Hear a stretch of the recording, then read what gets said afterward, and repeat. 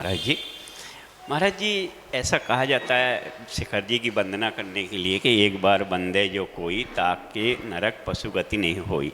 तो प्रभु क्या अपन मोटरसाइकिल से अथवा डोली से वंदना करते हैं तो क्या उसका फल मिलता है क्या महाराज जी? ये सब बातें बाल बोधाय कथ्यते, छोटे बच्चों को समझाने के लिए राजा बेटा जैसा है। कई बार इस भ्रम में मत आइयो कि एक बार बंदे जो कोई ताही नरक पशुगति नहीं होई। इसके साथ एक और शब्द आता था, भाव सहित बंदे जो कोई ताही नरक पशु गति नहीं होई। इसके बाद फिर कुछ लोग होते हैं बोले द्रव्य सहित बंदे जो कोई ताही नरक पशु गति नहीं होई। तो इसमें हमको सब चीजें जोड़नी पड़ेंगी। अगर मान लीजिए इस तरीके की कोई शॉर्टकट होता तो फिर मुनि दीक्षा तप तपस्या संयम का तो कोई काम ही नहीं रहता। फिर तो आदमी जो है जिंदगी भर एक बार बस वंदना कर लो और पूरे पाप करते रहो।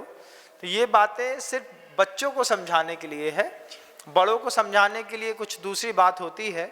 हाँ, ये जरूर है कि आप जब सम्मेद शिखर जी अपने साधन से पैदल चढ़ना चाहिए, वैसे तो पैदल चढ़ना चाहिए सम्मेद शिखर जी, मौन के साथ चढ़ना चाहिए और अपने परिवार वालों को छोड़ करके चढ़ना चाहिए। क्या सुन रहे हैं?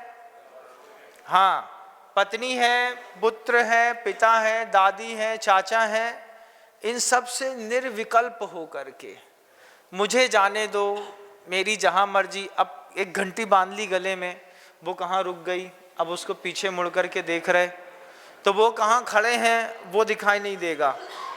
तो जब कभी भी सम्मेद शिखर जी चढ़िए तो पत्नी से प्यार धीरे से बोलिए, देवी जी आप अपनी साधना करिएगा, मुझे अपनी साधना करने दीजिए।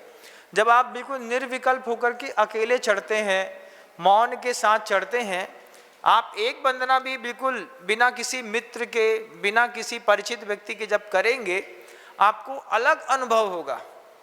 अभी हमको रास्ते का सफर काटने के लिए भी दोस्त चाहिए, कोई तो मिले, एक आध रिश्तेदार मिले तब तो अच्छा लगेगा, अकेले कैसे करेंगे। लेकिन कायदा तो ये कहता है कि इतने बड़े तीर्थ क्षेत्र पे जहाँ पर सारे तीर्थंकर अकेले अकेले मोक्ष गए हैं, हम कम से कम अकेले वंदना करेंगे तो उस वंदना का बिल्कुल अद्भुत आनंद होगा।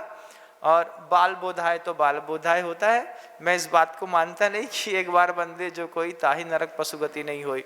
ये बात जरूर तय है कि जितनी बार आप सम्मेद शिखर जी की वंदना करेंगे उतनी बार आपके निधत्ति और निकाचित कर्मों में उत्कर्षण और अपकर्षण जरूर देखा जाता है। ऐसा वीरसेन स्वामी ने धवला की प्रथम पुस्तक पर यह बात को लिखा हुआ है।